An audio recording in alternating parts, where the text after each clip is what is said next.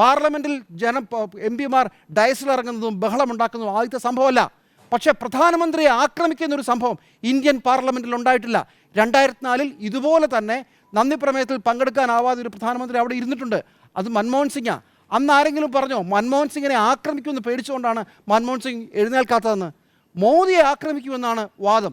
മോദിയെ ഉപദ്രവിക്കും, മോദിയെ കൊല്ലും എന്ന് പറഞ്ഞില്ലല്ലോ എന്ന് ആലോചിച്ചപ്പോൾ ഇന്ന് മോദി പറയുന്നു. ഇന്നലത്തെ ക്ഷീണം മാറ്റാൻ വേണ്ടി ഇന്ന് ലോക്സഭയിലാണ് ഈ സംഭവം നടന്നത്.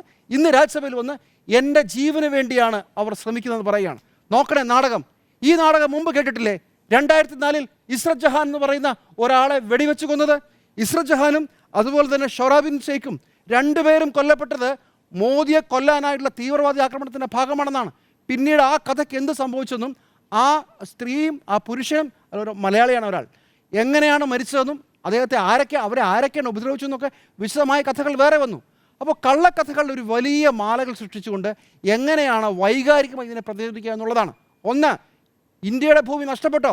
മറുപടി ഇന്ദിരാഗാന്ധിയുടെയും നെഹ്റുവിൻ്റെയും തുണ്ട് കഥ.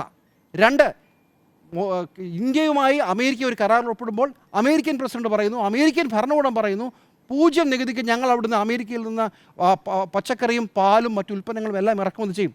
മറുപടിയില്ല. 3, എപ്സ്റ്റീൻ ഫയൽസിൽ നിങ്ങളുടെ പേരെങ്ങനെ വന്നു? നിങ്ങൾ എപ്സ്റ്റീനുമായി ബന്ധപ്പെട്ടതുകൊണ്ടാണോ ഇസ്രായേൽ പോയത്? അതിനും മറുപടിയില്ല.